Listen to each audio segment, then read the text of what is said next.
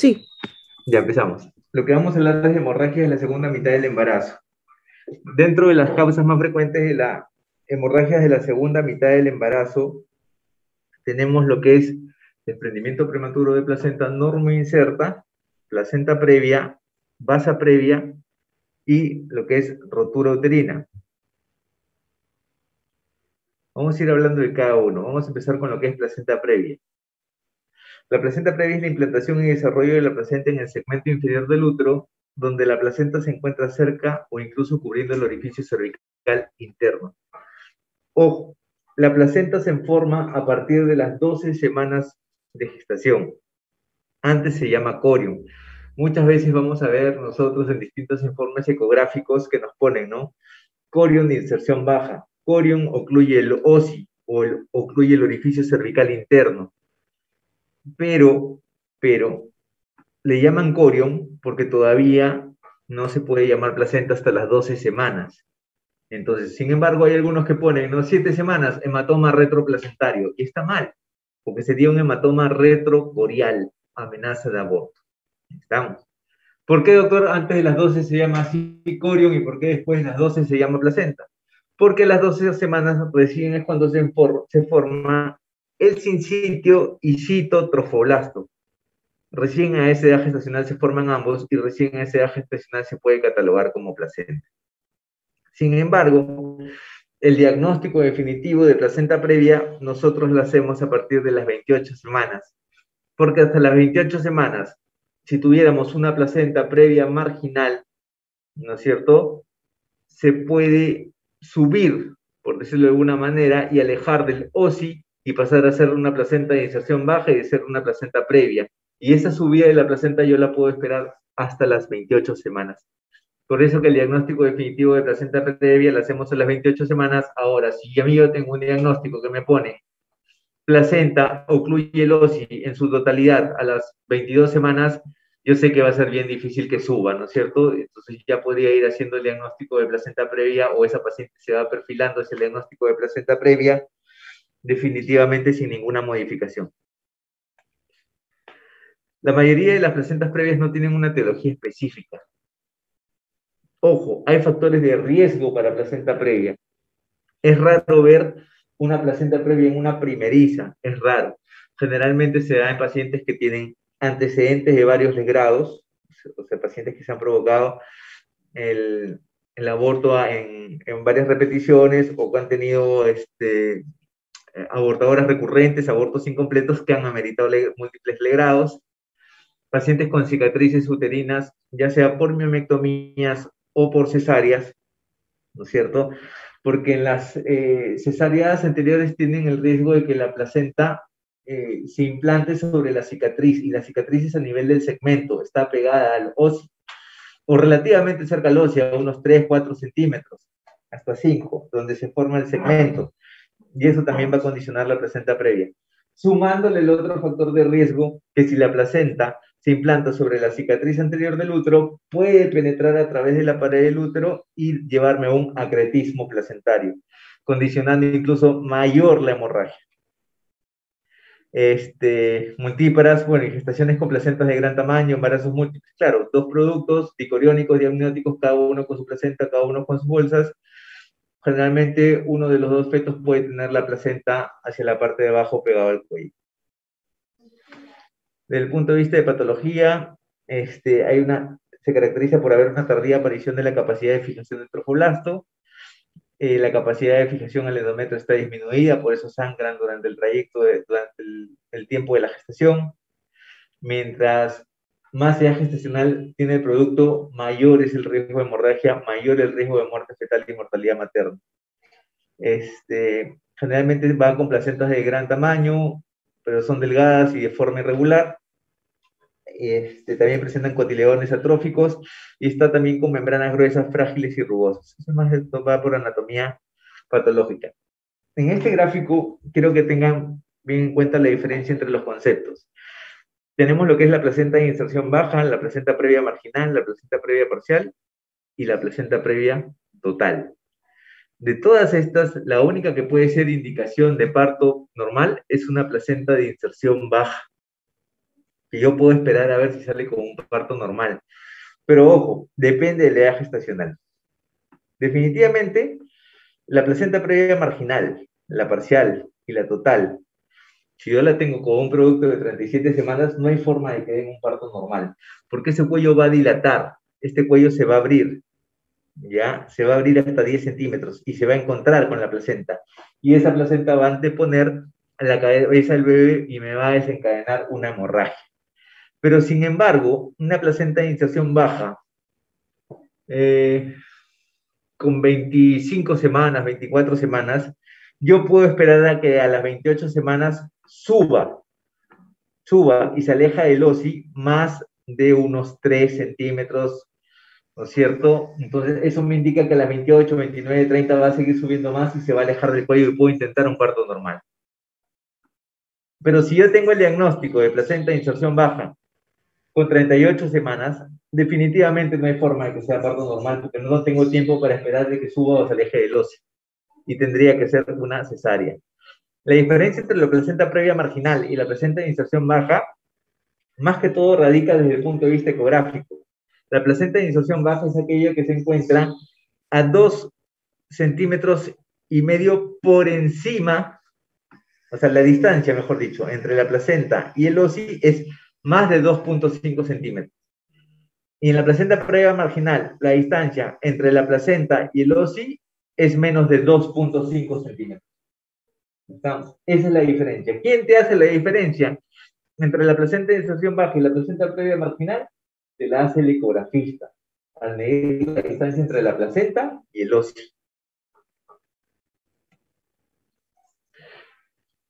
Esto es importante tener en cuenta para que puedan diferenciar de otros diagnósticos de hemorragia de la segunda mitad del embarazo. Generalmente el más frecuente que se asocia con este como diagnóstico diferencial con la placenta previa es el desprendimiento prematuro de placenta. En el caso de la placenta previa es una hemorragia indolora que se da por lo general en el tercer trimestre. Ojo, indolora. Indolora. El paciente muchas veces viene sin dolor. Ya es de inicio repentino, no te avisa. Ya la hemorragia puede ir y venir, como decir, vengo sangrando bastante y en el trayecto se me cortó el sangrado. Llegué a mi centro, puesto de salud, estoy en mi serum y paró el sangrado. Me alcanza el tiempo para transferirla, para, ¿no?, hacer todo mi papeleo. El paciente me dijo que sangró hace 2 horas, está viniendo y me desata la hemorragia en el centro de salud, en el puesto de salud. Y no hay dolor, no hay contracciones, no hay hipertonía. Yo pienso en una placenta previa. En la placenta implantada cerca al orificio cervical interno es una hemorragia, aparece en el inicio del parto o también sin trabajo de parto y se relaciona con la placenta creta. Ya les dije por qué se relaciona con la placenta creta, porque generalmente se implanta sobre cicatrices anteriores. La placenta previa se asocia más a cicatrices anteriores. Quiere decir que es más frecuente ver una placenta previa en pacientes con cesáreas anteriores que en una primigesta. Y lo principal, y vuelvo a repetirlo, por lo general no va asociado a dolor, por lo tanto no va asociado a contracciones. Sin embargo, un 10 a 20% de pacientes con placenta previa pueden estar asociados a contracciones uterinas, pero acuérdense, la contracción también va y viene. No vayan a confundirse con una hipertonía, que es aquella contracción sostenida, permanente del útero, que no relaja, y resulta que no es una placenta previa, sino es un DPP, ¿ya? Su inicio usualmente de la hemorragia en la placenta previa es entre 24 y 28 semanas, el 80% va con sangrado, ¿ya? Como sabemos, en una placenta previa está contraindicado cualquier manipulación endovaginal.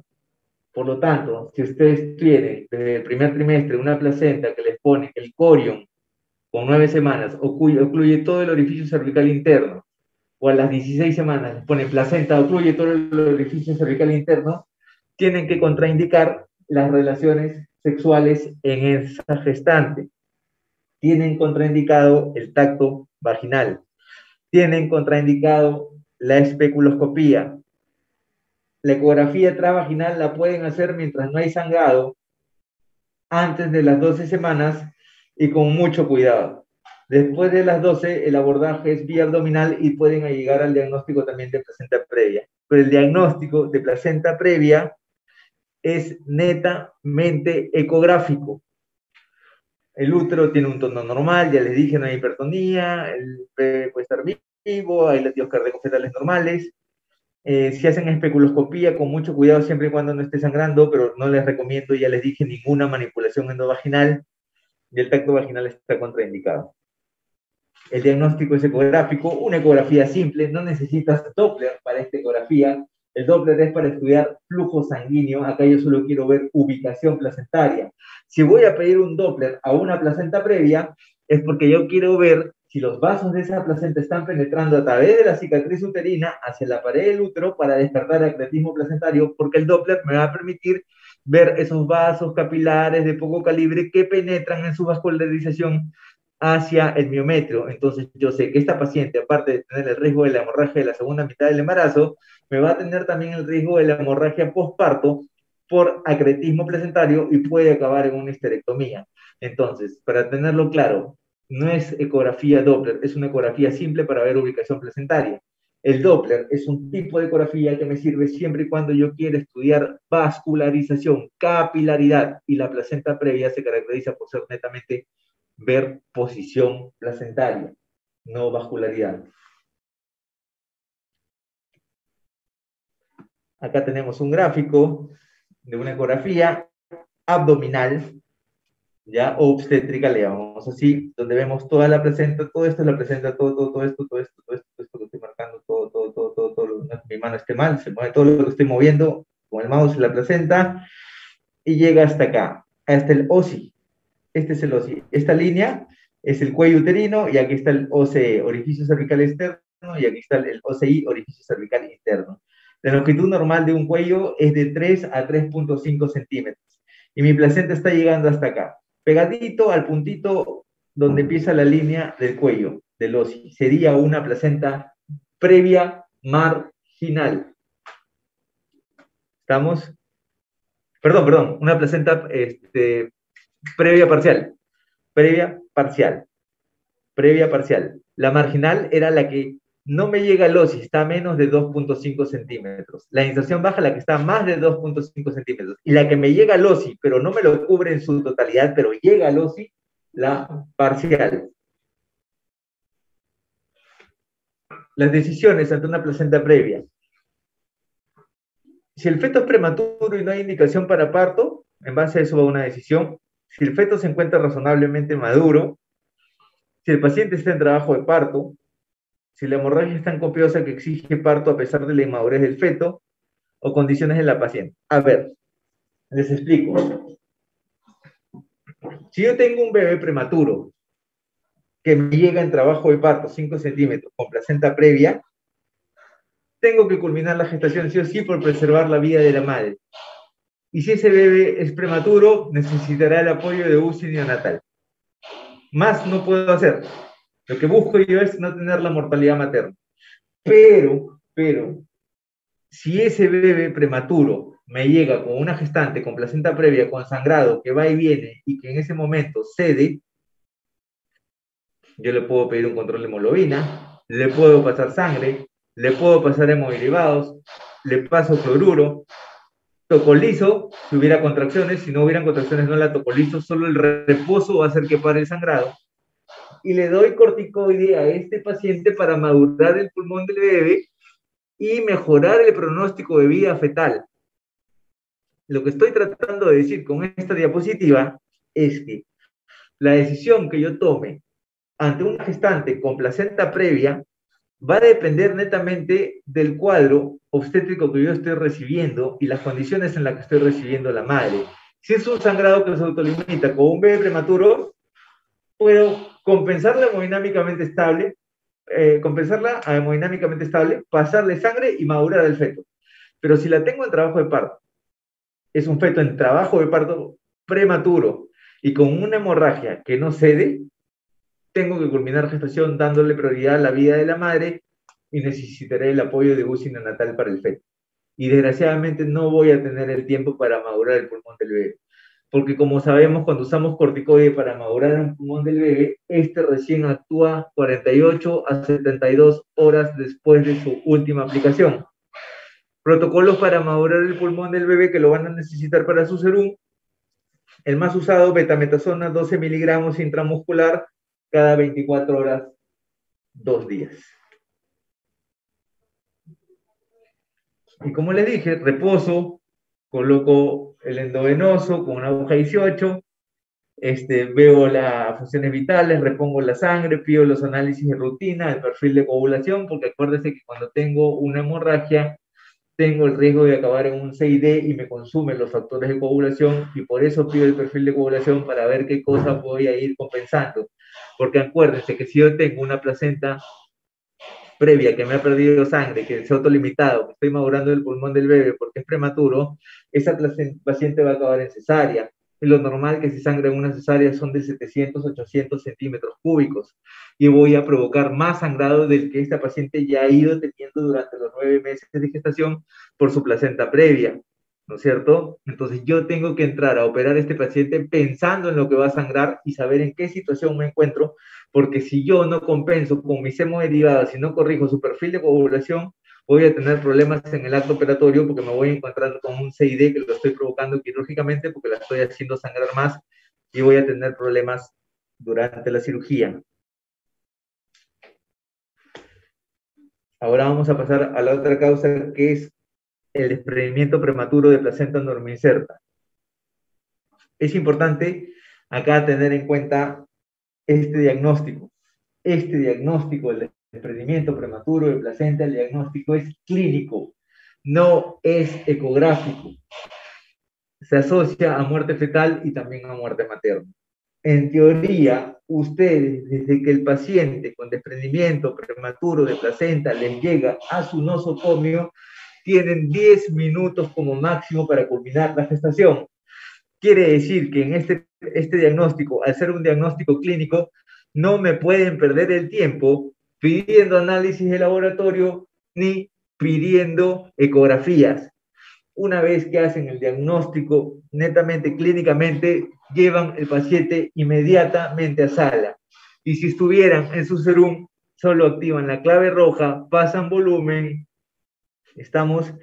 evalúan funciones vitales, pasan volumen, cloruro, hemacel, todo, y tendrán que hacer una compresión aórtica hasta transferirlo a su hospital más cercano. Lo que tienen que evitar es la mortalidad materna.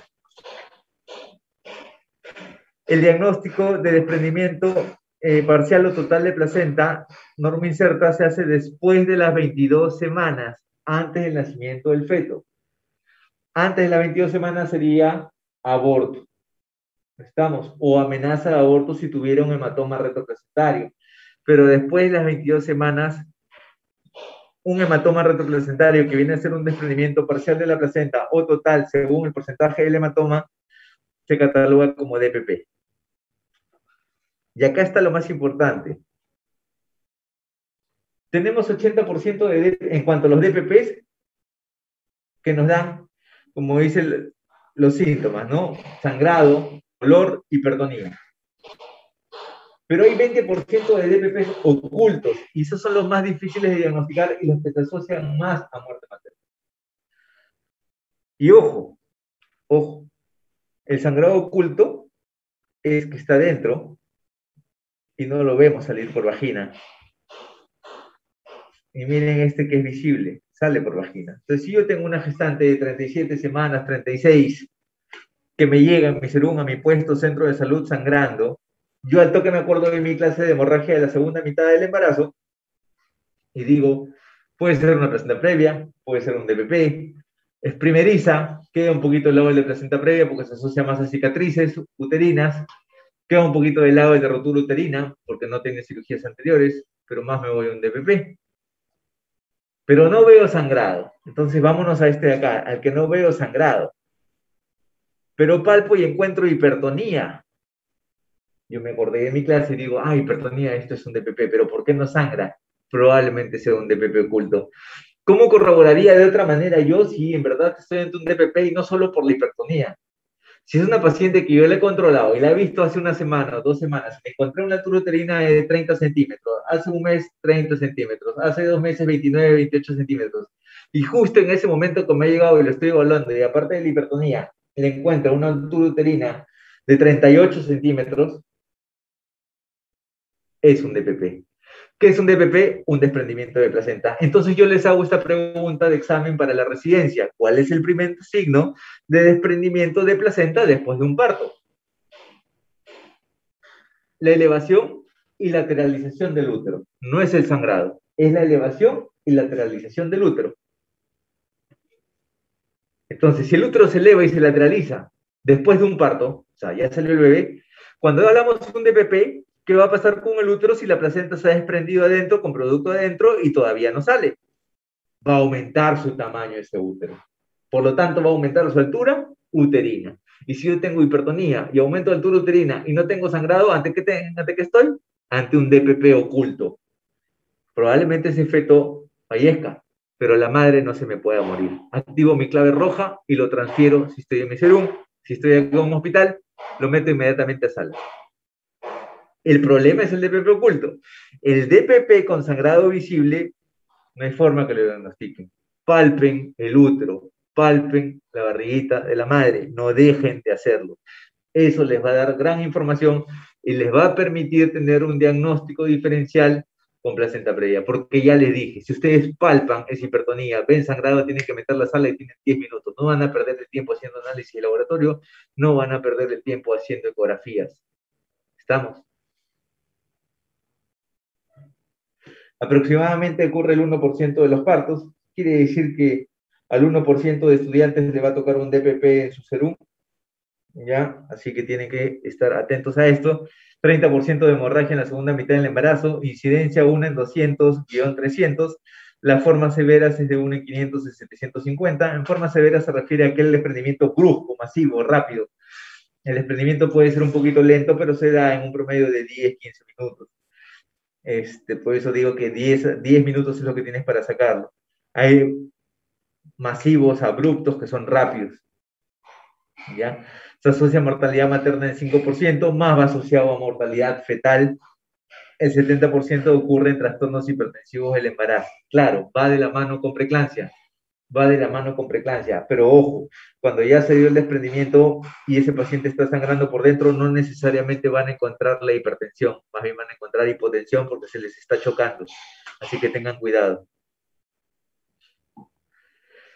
Dentro de lo que es el desprendimiento de placenta normoinserta, ocurre después de la ruptura espontánea de un vaso de la decidua basal que provoca la formación de un hematoma, es netamente de anatomía patológica, y este sangrado, bueno, va a comprimir la placenta, sus vasos aledaños y va a producir necrosis isquémica. Si el proceso continúa, el hematoma puede disecar toda la placenta y pasar a través de las membranas al líquido amniótico, dándole el color rojo vinoso, claro.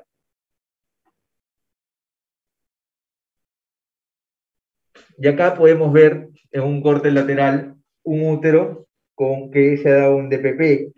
Y el útero, cuando se da un DPP, se pone de un color marmoteado, violáceo. Acá es un útero lateral. Acá vemos todo el contorno donde está la placenta. Todo ese contorno lateral. Donde está el dedo gordo del cirujano, en la cara anterior, donde están estos dos dedos, el índice y el mayor es la cara posterior. Este es el ovario, esta es la trompa, y este es el ligamento redondo. Y todo esto que vemos violáceo morado es donde se ha dado el DPP, y esa infiltración producto de la necrosis isquémica que le he mencionado en la patología, en la diapositiva anterior, se llama útero de Cuvelier. Útero de Cuvelier. ¿Estamos? Y acá vemos ya la cara posterior, el útero infiltrado, pero vemos un útero contraído. ¿Qué les estoy diciendo? Que el útero de Cuvelier no es sinónimo de que tenga que acabar en una atonía uterina y en una histerectomía. Si actúo rápido y saco rápido al bebé, de repente con un Apgar 4 o 5 y el neonatólogo me lo reanima, porque llegó a mi hospital, al minuto hice el diagnóstico, lo metí a sala a los 3 minutos, a los 6 ya estaba sacando el bebé, listo. Ese bebé tiene buen pronóstico de vida, se salva, y ese útero tiene pronóstico de no acabarme en una atonía, de responderme a los oxitóxicos, de responderme de repente al misoprostol, de responderme a todos mis manejos para controlar la hemorragia, o sea, controlar la atonía, y salvo el útero. Si yo actúo tarde, muchas veces tengo que acabar esta cirugía en una histerectomía debido a que el útero no me responde a la oxitocina para preservar la vida de la madre. Entonces, dense cuenta que es fácil pasar de una hemorragia de la segunda mitad del embarazo a una hemorragia postparto.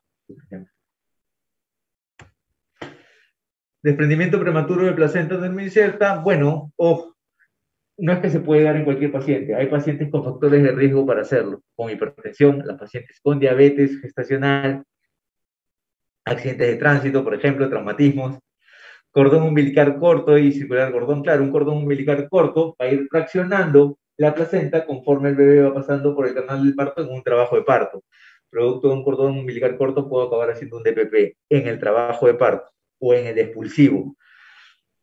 Cualquier lesión endometrial, la edad materna, multiparidad, o sea, el factor etario mayor de 35 se asocia también a esto. Rupturas prematuras de membranas, partos prematuros, tabaquismo, el antecedente y haber tenido desprendimientos de placenta normoincertos también, deficiencias de ácido fólico, vitamina A, calcio, proteína. Principalmente se asocia a preeclampsia. O sea, la preeclampsia no tiene causa conocida, pero hay pacientes con factores de riesgo. Las de obesidad mórbida, las de raza negra, las muy adolescentes, las muy mayores desde el punto de vista obstétrico, ¿no es cierto? Entonces, los factores de riesgo que tienes para preeclampsia son los factores de riesgo que tienes para DPP.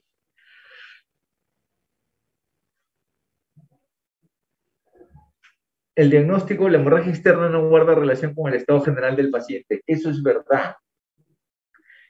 Porque el sangrado, sea como sea, se encuentra dentro de la cavidad abdominal. Puede ser abundante y el paciente no se va a descompensar hasta que cortes el abdomen, llegues al útero, sacas el producto y se venga todo el sangrado. Ahí recién se va a descompensar. Por eso es que muchas veces no guarda relación con el cuadro clínico, con lo que muchas veces uno lee en la literatura hasta que lo ve.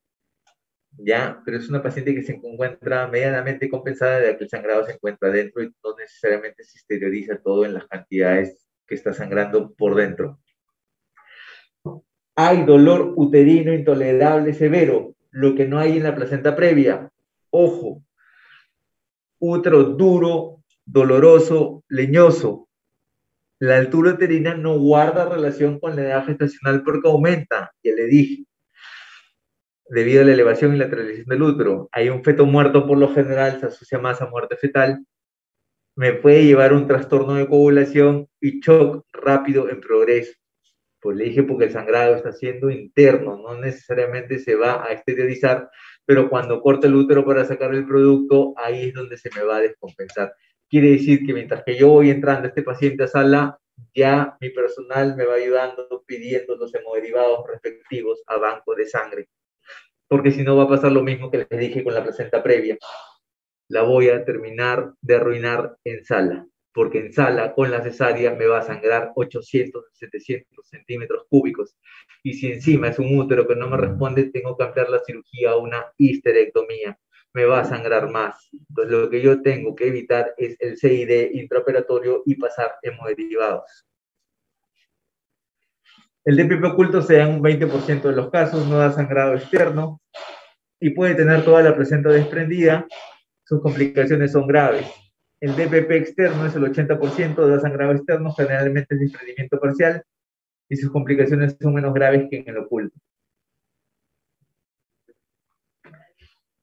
La ecografía no me sirve para un DPP. Es más, muchas veces ni lo puedo ver. Generalmente yo puedo ver un DPP ecográficamente en una placenta posterior, pero en una placenta anterior, bien difícil verlo. Los hallazgos en la ecografía por lo generalmente son negativos y no excluyen el desprendimiento de placenta. La ecografía tiene una utilidad limitada y les expliqué por qué. Me sirve para placentas posteriores más no anteriores y el diagnóstico es clínico, lo vuelvo a repetir.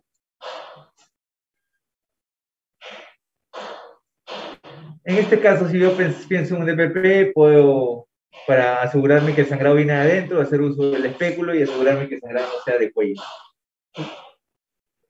Hay que controlar la hemorragia, la hipovolemia, monitorizar al bebé, pedir hemoglobina, hematocrito, perfiles de coagulación, tratar el shock, el traslado a UCI en el postoperatorio, si hay trastornos de coagulación, dar tratamiento adecuado. O sea, todo es un manejo simultáneo muy similar al de, bueno, es similar en las 4 patologías que estamos tratando de lo que se asocia a hemorragia de la segunda mitad del embarazo. ¿Ya? Activando lo que es la clave roja, cloruro, poligelina, haciendo maniobras de compresión en vasos importantes como aórticos o la paja de arterias uterinas descendentes, pero apoyo con lo que es banco de sangre. Es verdad que ustedes en su serum, no creo que muchos cuenten con banco de sangre en su centro o puesto de salud en el que se encuentren, pero sí me deben saber las maniobras compresivas de la aorta, de arterias uterinas descendentes, y sí manejarme lo que es la clave roja, la colocación de sonda Foley con bolsa colectora para el control de diuresis, ya que el choque hipovolémico se asocia a insuficiencia renal, y activar las vías en los distintos miembros del paciente, superiores e inferiores, cloruro y poligelina, pasando primero el cloruro y después la poligelina para evitar el taponamiento renal y la insuficiencia renal. Muy bien. Todo esto lo comenté. Vamos a pasar a otro que es la ruptura de vasa previa. La ruptura de vasa previa es cuando los vasos del cordón, como vemos en el gráfico, están expuestos, por lo generalmente por delante de la cabeza del bebé, y no se encuentran envueltos por la gelatina de Wharton. ¿Estamos? ¿Cómo hago el diagnóstico yo de vasa previa? Es un diagnóstico, acá se ve el flujo sanguíneo, ¿no es cierto? No está cubierto por la gelatina de Wharton, los vasos están expuestos, muchos van a través de la membrana, ¿no es cierto? Y se anteponen a la cabeza del bebé. ¿Ya? El diagnóstico lo hago, acá tenemos una imagen de patología, debería estar como en la parte de acá, todo cubierto de la gelatina de Wharton, blanco, pero no está así. Es ecográfico, el diagnóstico es ecográfico. Tenemos la vasa previa tipo 1, cruza por el segmento uterino debido a una inserción melamentosa del cordón, incisión en las membranas. Ese es el que ya les he mencionado, acá lo vemos.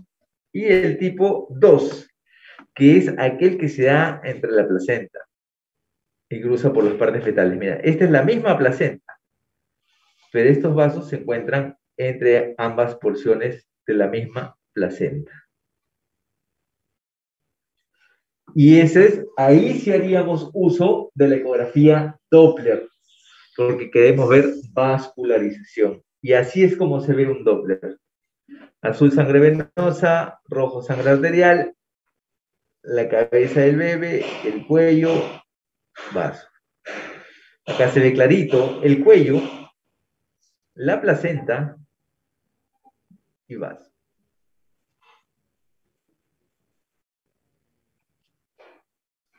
El diagnóstico antenatal es de vital importancia. Si se hace el diagnóstico antenatal, se debe planificar una cesárea electiva entre 36 y 38 semanas para reducir la mortalidad fetal o antes en caso de madurez pulmonar comprobada. ¿Qué les estoy diciendo con eso?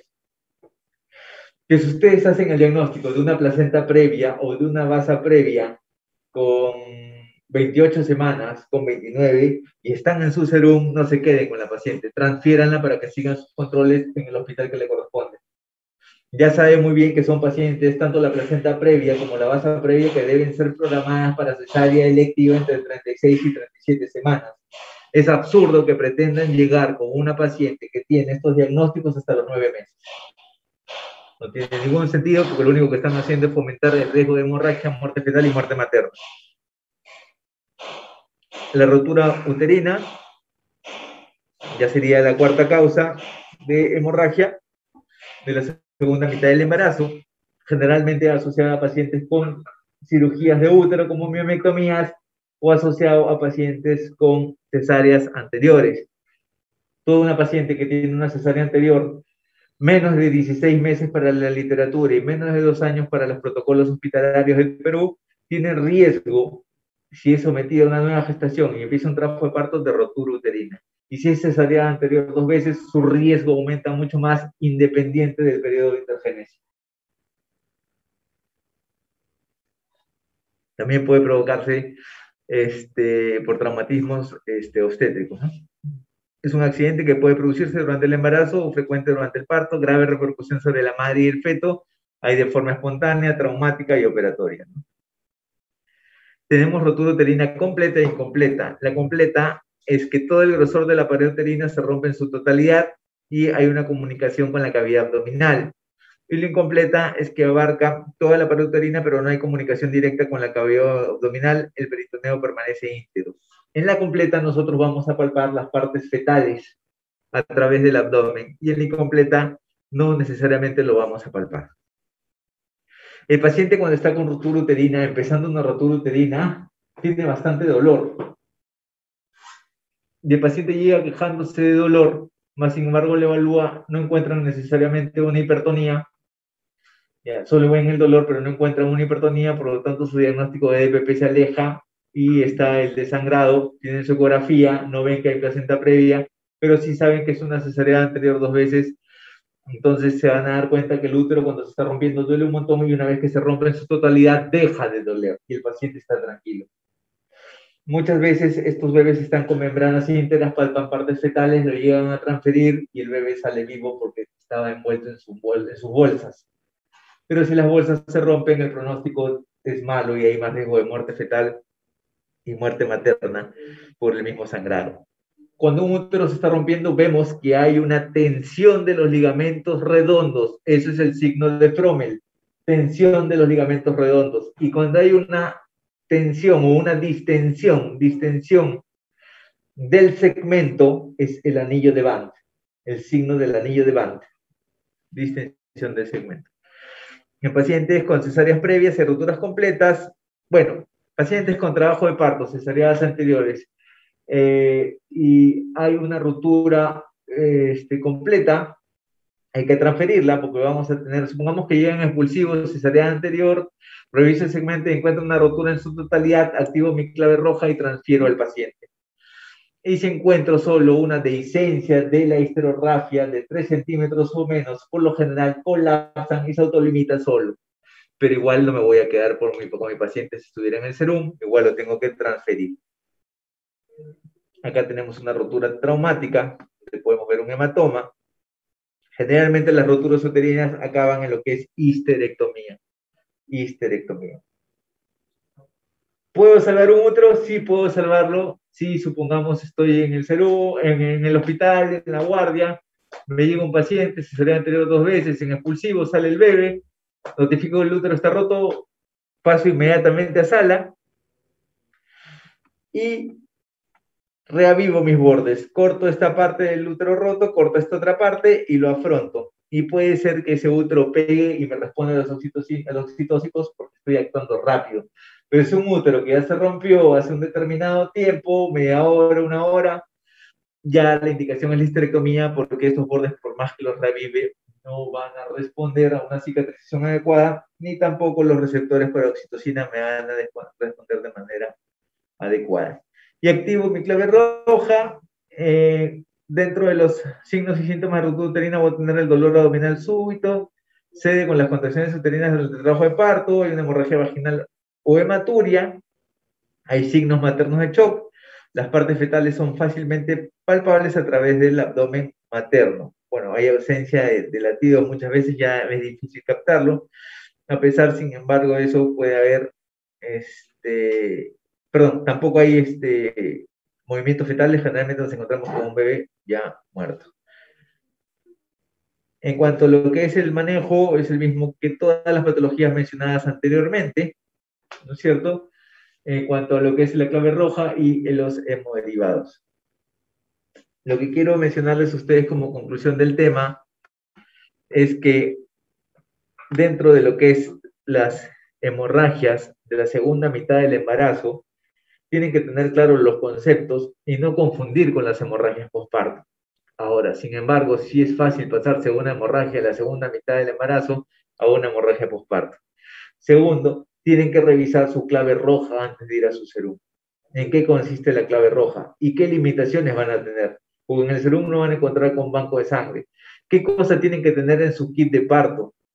qué elementos, qué instrumentos, qué frascos, qué soluciones, cómo actúan las soluciones, cómo actúan los solutos, o sea, cómo actúa la poligelina, cómo actúa el cloruro, cuáles son las maniobras de, o sea, conocer la anatomía del útero, cuáles son las dos fuentes principales de irrigación del útero. Yo les dicté esa clase al comienzo del curso, el infundíbulo y la arteria uterina, el infundíbulo pélvico y la arteria uterina. La arteria uterina, ¿rama de quién es? De la ilíaca interna. La ilíaca interna, ¿rama de quién es? De la ilíaca primitiva. La ilíaca primitiva, ¿dónde se bifurca? En el borde inferior de la cuarta vértebra lumbar, ¿no es cierto? Que es donde la aorta se bifurca en ambas ilíacas primitivas. Ahí es donde tengo que hacer yo la compresión para tratar de que ese paciente me llegue a mi hospital y no se me muera si yo ya tuve un DPP, una placenta previa con muerte fetal intraútero.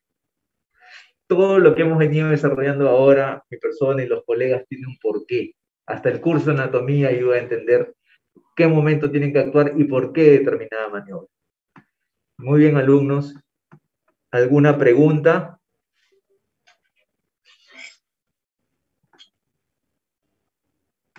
¿Todo claro, doctores?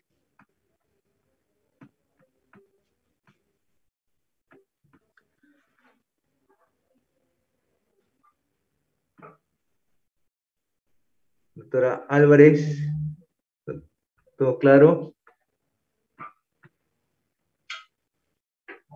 Doctor, una consulta. Bien. Usted mencionó que teníamos que palpar a veces la hipertonía, ¿no? ¿Y cómo podemos diferenciar eso de una contracción normal? La hipertonía es un útero duro, leñoso y no cede la contracción. No cede la contracción, se mantiene. Esa es una hipertonía, se mantiene, no se relaja el útero. La contracción uterina es paulatino, no es sostenida, llega a un pico y luego baja. Y eso dura un promedio de 30 a 60 segundos, una contracción normal. La hipertonía no se mantiene hasta que el útero se termine de desprender en su totalidad. Es sostenida. Ok, doctor, muchas gracias.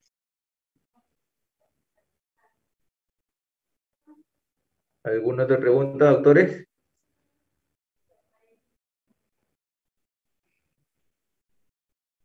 Muy bien. ¿Todo claro entonces? Sí, doctor. Listo, muchas gracias. Doctor, Cuídense. Gracias, doctor. Hasta luego. gracias. Chao.